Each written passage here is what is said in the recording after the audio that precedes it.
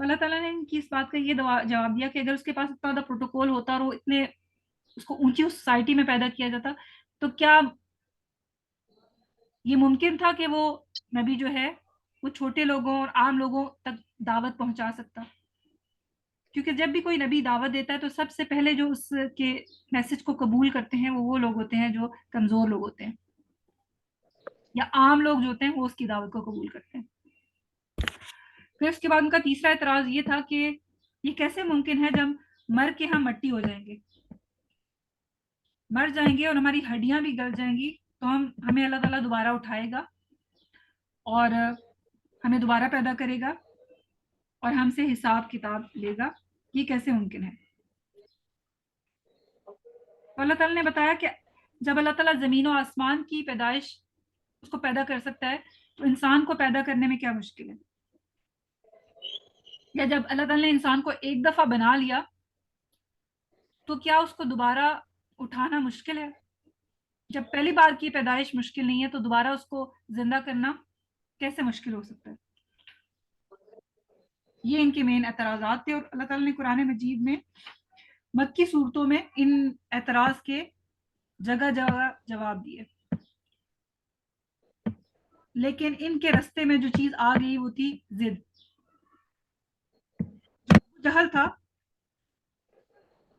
وہ اپنوں میں بیٹھ کے اس چیز کا اقرار کرتا تھا کہ نبی صلی اللہ علیہ وسلم جو کہہ رہے ہیں وہ سچ کہہ رہے ہیں اور ان کی باتیں دل کو لگتی ہیں اور وہ ٹروتھ ہے، لیکن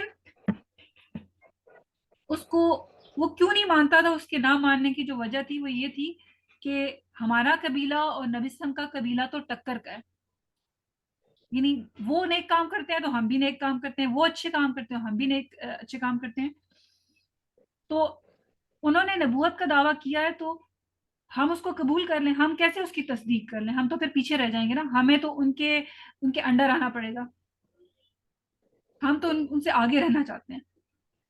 تو اس چیز نے اس کو اسلام قبول کرنے سے دور رکھا۔ ابو جہل کا جو نام تھا اصل میں وہ تھا ابو الحکم، یعنی حکمت کا باپ، حکمت کا بھی یہ باپ ہے، لیکن جب اس نے اسلام کو ریجیکٹ کر دیا اور دین کو قبول نہ کیا، نبی صلی اللہ علیہ وسلم کی دعوت کو قبول نہ کیا، تو اس کو کہا جانے لگا ابو جہل،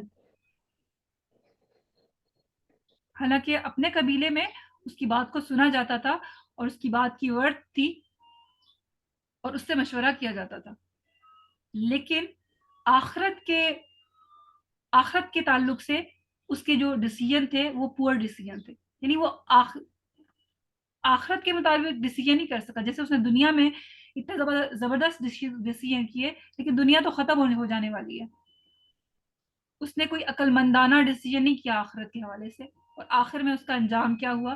اس کو بدر کے ایک کنواں میں گھسیٹ کے پھینکا گیا، تو اس کا نام رکھا گیا ابو جہل، یعنی جہالت کا باپ۔ اور اگر انسان دین سے دور ہو جائے اور دین کو حاصل نہ کرے یا آخرت سے وہ دور ہے، دنیا کا اس کا سب کچھ پتہ ہے، دنیا میں وہ آگے ہے، لیکن دین کے لحاظ سے وہ اور آخرت کے لحاظ سے وہ جاہل ہے، وہ جاہل ہی کہلائے گا۔ اچھا جی، اب جو نیکسٹ پوائنٹ تھا، جو نیکسٹ مرحلہ تھا، اب جب کفار نے دیکھا کہ ہم اس طرح کی باتوں کا مسلمانوں پہ اثر نہیں ہو رہا، تو ایک سٹیپ وہ اور آگے بڑھے اور اب انہوں نے اسلام کو طاقت کے ذریعے کچلنے کی کوشش کی، اذیتیں مسلمانوں کو مختلف قسم کی پہنچائی گئی، اور اس کا مقصد یہ تھا کہ مسلمان دین کی دعوت سے باز آ جائیں، ایمان سے پیچھے ہٹ جائیں۔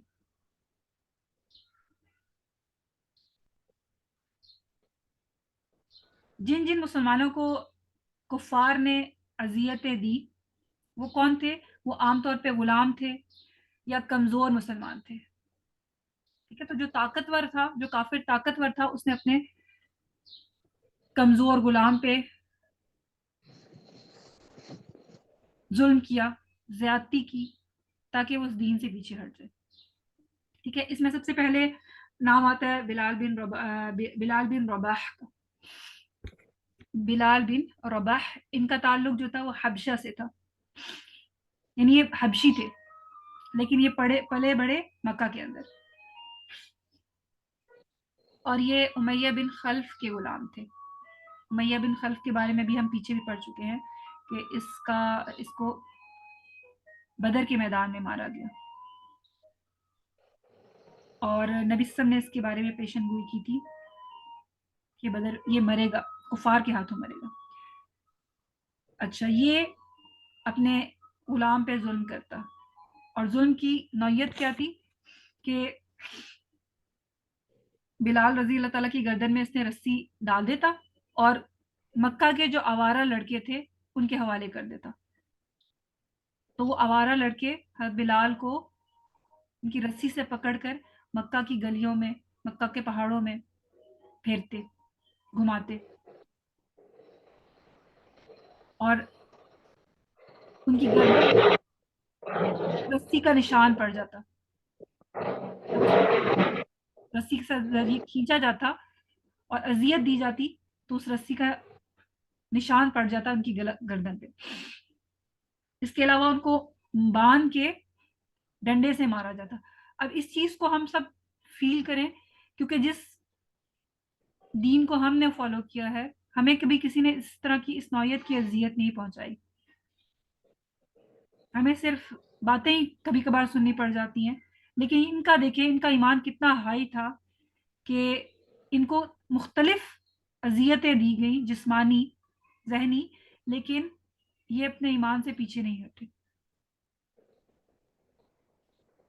इसके अलावा हज़रत बिलाल को चिलचिलाती धूप में, यानी तेज जो धूप होती है ना, मक्का में तो वो है भी एक एक्सट्रीम वेदर वाला इलाका, सहरा है, और अब तो हर घर में वहां पे एसी होते हैं, लेकिन उस दौर में जो था एक्सट्रीम गर्मी थी, और सहरा, तो सहरा में उनको चिलचिलाती धूप में, तेज धूप में बिठा दिया जाता, खाने पे लिए के लिए कुछ ना दिया जाता, भूखा प्यासा रखा जाता, ताकि बिलाल इस दावत से पीछे हट जाए, इस दीन से पीछे हट जाए। दोपहर के टाइम जब गर्मी अपनी पीक पे होती, तो मक्का के जो पथरीले और कंकरियां थी वहां पे लिटा दिया जाता, और सीने पे एक भारी पत्थर रख दिया जाता, और कहा जाता कि मोहम्मद सल्लल्लाहु अलैहि वसल्लम का कुफर करो और लात और उज्जा की पूजा करो। लात और उज्जा जो थे उनके बुत थे, लात, मनात, उज्जा, ये उनके मशहूर बुत थे, और उमैया बिन खल्फ कहता कि उनकी पूजा करो। तो हजरत बिलाल कहते अहद अहद, यानी अल्लाह ताला एक है, माबूद सिर्फ एक है, इलाह सिर्फ एक है।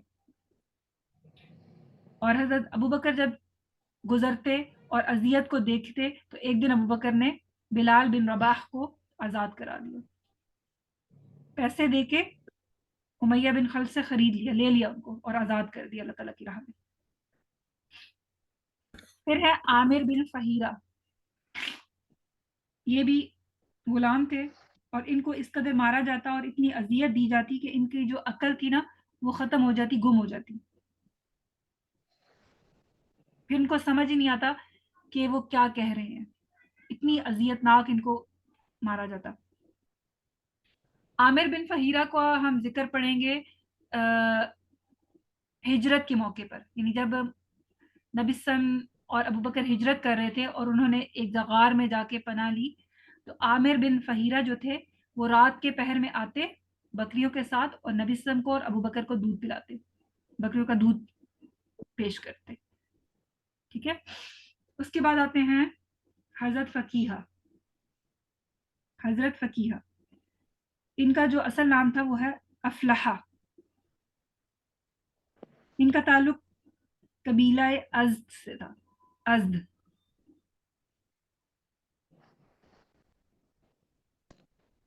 और अब्दुद्दार के ये गुलाम थे, कबीला अब्दुद्दार के ये गुलाम थे। मैम कबीला हरदिया अजर अजद। अज्द, हाँ, ازد. ازدی جیسے بولتے ہیں ازدی، یہ ازدی ہے. جی میم. قبیلہ ازد تھا ان کا. اور غلام تھے یہ عبد الدار، قبیلہ عبد الدار کے یہ غلام تھے. ان کا مالک جو تھا ان کے پاؤں کو رسی سے باندھ کر ان کو زمین پر گھسیٹا جاتا. اب اس اذیت کو امیجن کریں کہ جب گھسیٹا جاتا ہوگا تو ان کے جسم کی کیا حالت ہوتی ہوگی. اور وہ بھی کوئی پلین فلور نہیں تھا، ریت، مٹی، صحرا، پتھر، اس کے اوپر ان کو گھسیٹا جاتا ہوگا. ان کے کپڑوں کو اتار کے ان کو جلتی ریت پر اور پتھر پر لٹا دیا جاتا. ان کے پاؤں میں لوہے کی بیڑیاں ڈال دی جاتی. لوہے کی بیڑیاں کا مطلب ہے لوہا جب گرم ہوتا تو ان کی باڈی جو تھی وہ جل جاتی تھی اس کے گرمائش کی وجہ سے. یہ مختلف اذیتیں تھی جو حضرت فقیہ کو دی گئی. پھر یہ دوسری ہجرت حبشہ میں انہوں نے ہجرت کر لی. یعنی جو سیکنڈ ٹائم ہجرت حبشہ تھی، حبشہ کی جانب مسلمانوں نے ہجرت کی، تو انہوں نے بھی ہجرت کر لی حبشہ کی جانب. اور ایک بار ایسا ہوا کہ ان کو اذیتیں دی جا رہی تھی تو حضرت ابوبکر نے ان کو دیکھا اور ان کو آزاد کرا دیا. پھر انہوں نے ہجرت کر لی. اس کے بعد آتے ہیں خباب بن ارد.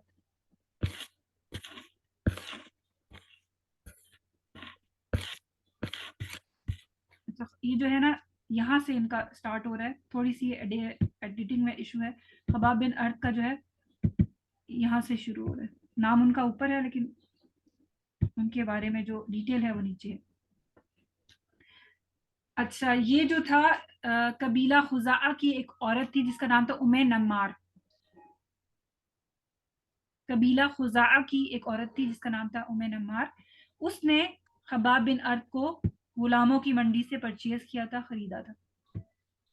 اور اس کا مقصد یہ تھا کہ میں اس غلام کو خریدوں گی جس سے مجھے مالی فائدہ بھی ہو اور میرے گھر کی خدمت کا جو کام ہے وہ بھی کرے. اور خباب بن ارد چھوٹے سے تھے جب ان کے پاس آئے تھے. خباب بن ارد کا تعلق بنو تمیم سے تھا اور ایک دفعہ ان کے قافلے کو لوٹا گیا اور سامان کو بھی لوٹ لیا گیا اور جو بچے تھے ان میں سے ان کو بھی لوٹنے والوں نے، ڈاکوؤں نے غلاموں کی منڈی میں بیچ دیا. تو وہاں سے نمار نے ان کو خرید لیا. تو ان کا تعلق جو تھا بنو تمیم سے تھا اور یہ عربی تھے. نمار نے ان کو ہنر سکھایا تاکہ ان سے مالی فائدہ لیا جا سکے. یہ تلوار کی کاریگری کرتے تھے، یعنی تلوار بنانا ان کو آتی تھی. تلوار بنانے میں یہ ماہر تھے. اور نمار نے ان کو مکہ کے اندر ایک دکان خرید کر دی جس میں وہ تلوار بناتے تھے اور وہاں سے تلوار کا کاروبار کرتے تھے اپنی مالکہ کے لیے.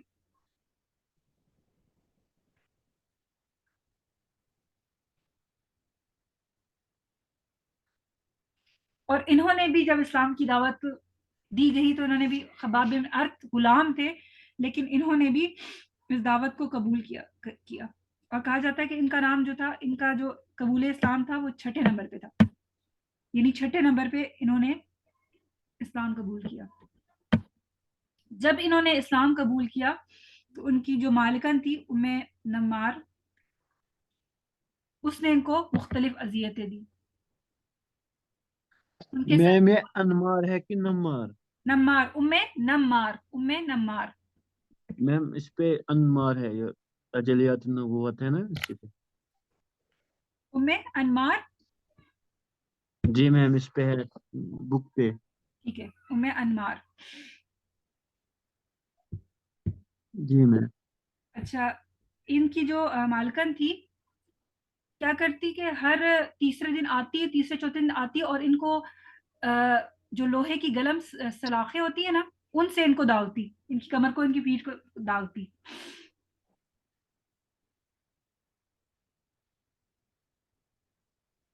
تاکہ یہ اسلام سے پیچھے ہٹ جائیں.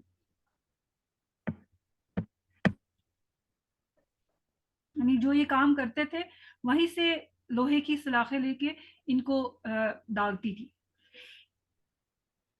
اور اس کے بعد میں جا کے خباب بن ارت نے اپنی قمیض، اپنی کمر سے قمیض اٹھائی تو حضرت عمر نے دیکھا کہ ان کی جو باڈی تھی وہ داغی ہوئی تھی، یعنی برن تھی ان سلاخوں کی وجہ سے.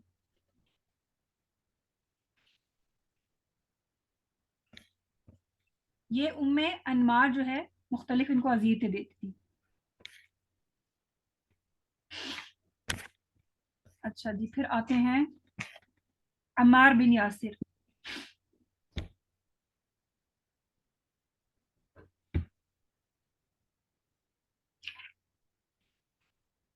عمار اور ان کے جو والدین تھے انہوں نے بھی اسلام قبول کیا، ان کی والدہ نے، ان کے والد نے، اور ان کو بھی مختلف اذیتیں دی گئی. ان کا جو مالک تھا ابو جہل، ابو جہل کا تعلق جو تھا وہ بنو مخزوم سے تھا. یہ ہم نے پہلے بات بھی کوٹ کی تھی کہ ولید بن مغیرہ کا تعلق جو تھا وہ بنو مخزوم سے تھا، اور ولید بن مغیرہ جو تھا ابو جہل کا چچا تھا. تو دونوں کا تعلق جو ہوا بنو مخزوم سے ہوا.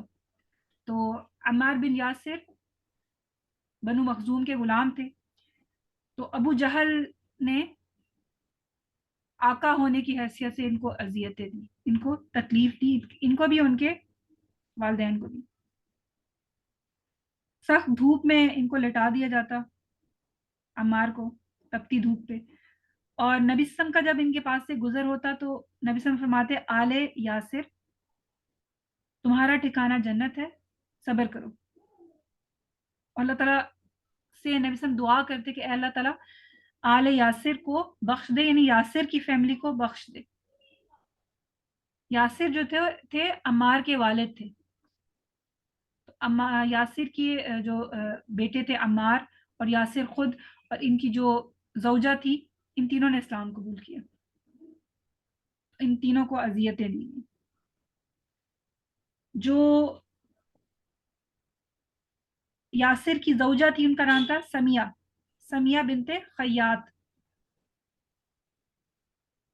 یہ بہت کمزور تھی اور بہت بوڑھی تھی. انہوں نے جب اسلام قبول کیا تو جو ان کا آقا تھا ابو جہل، اس نے ان کو نیزہ مارا،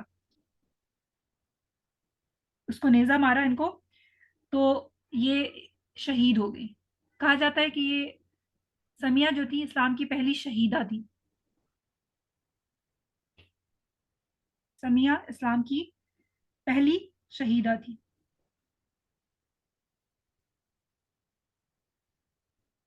عمار کو مشرکین مکہ جو تھے لوہے کی زرہ پہنا دیتے. اب لوہے کی زرہ کتنا زیادہ گرم ہوتی ہے، جب وہ ہیٹ اس کو لگتی تو کتنا زیادہ گرم ہو جاتی، اور پوری لوہے کی بنی ہوتی ہے، تو وہ اس سے ان کی باڈی جو ہے وہ مزید جل جاتی. سینے پر ان کے بھاری پتھر رکھ دیا جاتا، اور ان کو اتنی زیادہ تکلیفیں اور اذیتیں دی گئی کہ ایک دفعہ ان کے زبان سے کفر کا کلمہ نکل گیا. لیکن اس ٹائم ان کا جو دل تھا وہ ایمان سے بھرا ہوا تھا. زبان سے ایک بات نکل گئی، کفریہ بات نکل گئی، لیکن ان کا دل جو تھا وہ ایمان سے بھرا ہوا تھا. تو یہ دوڑتے ہوئے اللہ کے رسول کے پاس آئے. تو اللہ کے رسول نے ان سے پوچھا کہ تمہارے دل کی کیا حالت ہے؟ تو انہوں نے بتایا کہ میرا دل جو ہے ایمان سے بھرا ہوا ہے.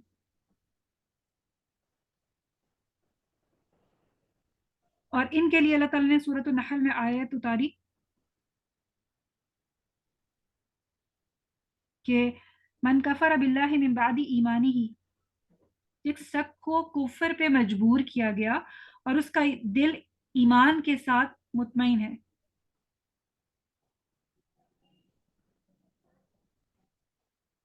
لیکن جس نے بھی کفر کروایا یا کفر کیا، ان سے زبردستی یہ کام کروایا، یا جس نے بھی کفر کو قبول کر لیا دل کے ساتھ، تو اس کے لیے عذاب عظیم ہے. ٹھیک ہے. تو ان کا جو دل تھا وہ ایمان سے بھرا ہوا تھا. جو ان کی زبان سے الفاظ نکلے یا کلمات نکلے وہ تکلیف اور اذیت کی وجہ سے نکلے, اور ان کو اس چیز پہ شرمندگی ہوئی. پھر آتے ہیں عثمان بن عفان.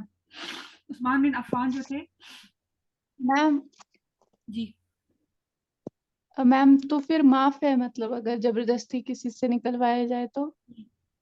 جی بالکل ایسے ہی ہے. اگر کسی سے نکل جائے اور اس کا دل جو ہے ایمان پہ مطمئن ہو, لیکن اس کو اس نکلے ہوئے الفاظ پہ بہت زیادہ تکلیف ہو, ٹھیک ہے, تو پھر اللہ تعالیٰ اس کو معاف کر دے گا.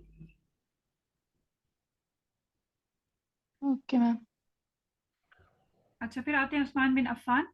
یہ جو تھے تیسرے خلیفہ تھے مسلمانوں کے. اس کے علاوہ اللہ کے رسول نے اپنی 2 بیٹیاں جو تھیں یکے بعد دیگرے ان کے نکاح میں دی, اور اللہ کے رسول نے فرمایا کہ اگر میری کوئی تیسری بیٹی بھی ہوتی تو اس میں عثمان بن عفان کے نکاح میں دے دیتا. عثمان بن عفان جو تھے وہ غنی صحابہ میں سے تھے, یعنی بہت زیادہ ویلتھی تھے, اور انہوں نے اپنی دولت کے ذریعے اسلام کو بہت زیادہ فائدہ پہنچایا اللہ تعالیٰ کی رضا کے لیے. ان کا شمار عشرہ مبشرہ میں ہوتا ہے, یعنی یہ ان 10 لوگوں میں سے تھے جنہیں اللہ تعالیٰ نے جنت کی خوشخبری دی تھی. جب انہوں نے اسلام قبول کیا تو ان کا جو چچا تھا ان کو کھجوروں کی جو چٹائی ہے اس میں لپیٹ دیتا, کھجور کی جو چٹائی ہوتی ہے عام طور پر اس میں لپیٹ دیتا, اور اس کے بعد ان کو دھونی دیتا, مطلب دھوئیں سے دھونی دیتا ان کو. اور اس اذیت کا مقصد یہ تھا کہ عثمان بن عفان کو اسلام سے پیچھے کیا جائے, دور کیا جائے. پھر آتے ہیں مصعب بن عمیر. یہ جو تھے بہت زیادہ, ان کا جو تعلق تھا امیر گھرانے سے تھا, مکہ سے ان کا تعلق تھا, اور مکہ میں جو تھے بہت زیادہ امیر گھرانے سے ان کا تعلق تھا. اور کہتے ہیں کہ ٹرینڈ سیٹر تھے, جہاں سے یہ گزرتے تھے ان کے پاس سے خوشبو آتی تھی. پھر کیا ہوا, انہوں نے اسلام قبول کر لیا تو ان کی ماں نے ان کو بہت اذیتیں دی. ماں نے ان کا کھانا پانی بند کر دیا, گھر سے نکال دیا, اور پھر جو ہے جب وہ آسائشیں ختم ہو گئی تو ان کے اوپر وہ چیزیں آنا شروع ہوئی, ان کی صحت خراب ہو گئی, یہ کمزور ہو گئے ان اذیتوں کی وجہ سے, لیکن یہ اسلام سے پیچھے نہیں ہٹے. جب بیعت عقبہ ہوئی, یعنی ہجرت مدینہ سے پہلے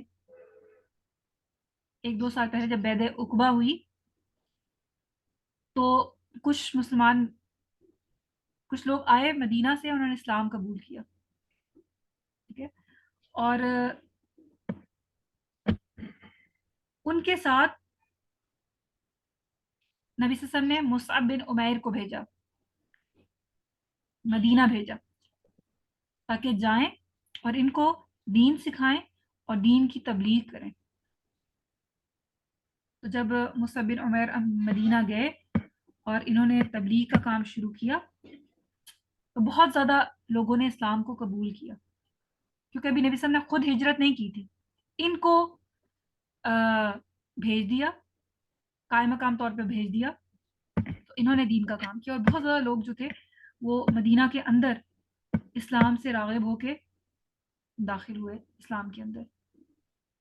یہ لوگوں کو دین کی تعلیم دیتے, قرآن پڑھنا سکھاتے تھے.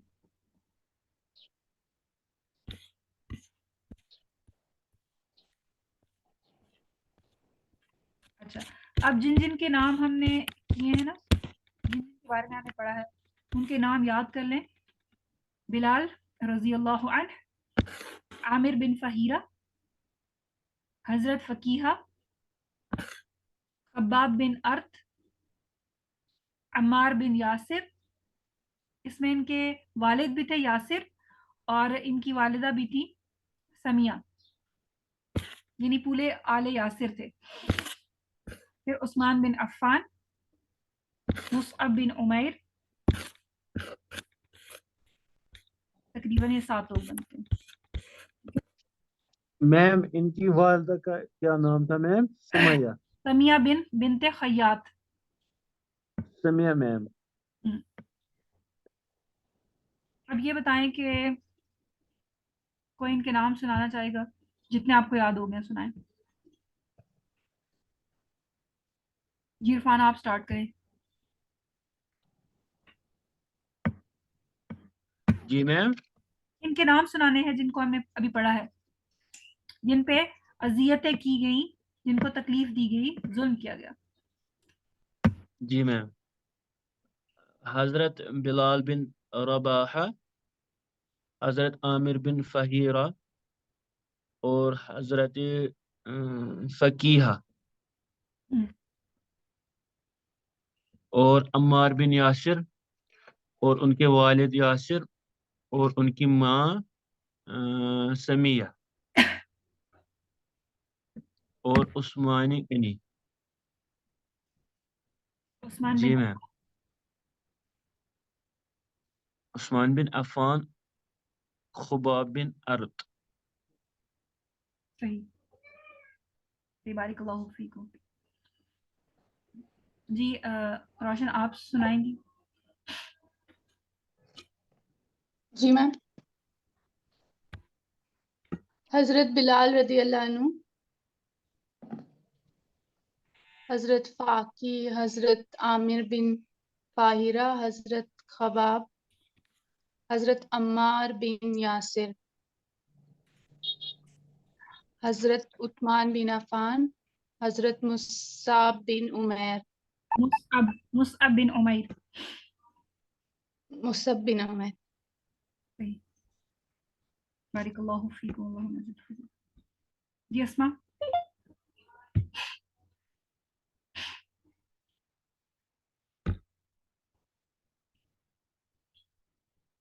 جی اسما آپ سنانا چاہیں گی؟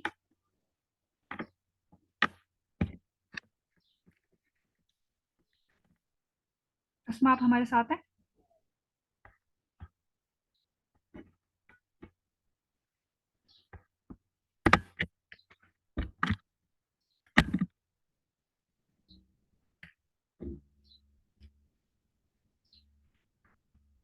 اچھا، اب ان کے علاوہ کچھ خواتین ہیں اور کچھ لونڈیاں ہیں، ان کو دیکھ لیتے ہیں. جیسے زنیرہ، یہ ایک لونڈی تھی اور اس کا تعلق روم سے تھا.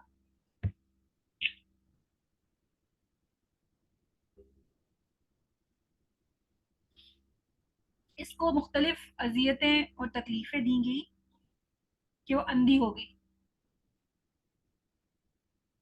اور لونڈی تھی، کمزور تھی، تو لوگ کہتے تھے کہ اس پہ ہمارے بتوں کی مار پڑی ہے، اس پہ ہمارے بتوں کی مار پڑی ہے. یہ اس نے اس نے ہمارا دین چھوڑ دیا، اسلام کو قبول کر لیا ہے، تو ہمارے بتوں کی طرف سے اس کے اوپر مصیبت آ گئی ہے کہ اندھی ہو گئی. تو یہ کہتی تھی کہ یہ بت میرا کچھ بھی نہیں بگاڑ سکتے. یہ سب کچھ جو ہے آزمائش ہے اور اللہ تعالیٰ کی طرف سے. اگر اللہ تعالیٰ چاہے تو اس تکلیف کو مجھ سے دور کر سکتا ہے. تو دوسرے دن ایسا ہوا کہ واقعی اللہ تعالیٰ نے ان کی جو بصارت تھی وہ واپس لوٹا دی، بحال کر دی. تو مشرکین مکہ نے جب یہ دیکھا تو کہا کہ یہ تو محمد صلی اللہ علیہ وسلم کا جادو ہے، طنز کیا کہ یہ نبی صلی اللہ علیہ وسلم کا جادو ہے. پھر اس کے بعد ایک اور لونڈی تھی، ان کا نام تھا ام ابیس. ام ابیس یہ بنو زہرا کی لونڈی تھی. بنو زہرا جو تھا اللہ کے رسول کی جو والدہ تھی آمنہ، ان کا قبیلہ تھا. ام ابیس جو تھی اس کے مالک کا نام تھا اسود بن عبد یغوث. اسود بن عبد یغوث. وہ ام ابیس کو ستایا کرتا تھا، تکلیف دیا کرتا تھا. اس کا نام آپ یاد کر دیں، اسود بن عبد یغوث، اس کا نام آگے بھی انشاءاللہ اس کا انٹروڈکشن آئے گا.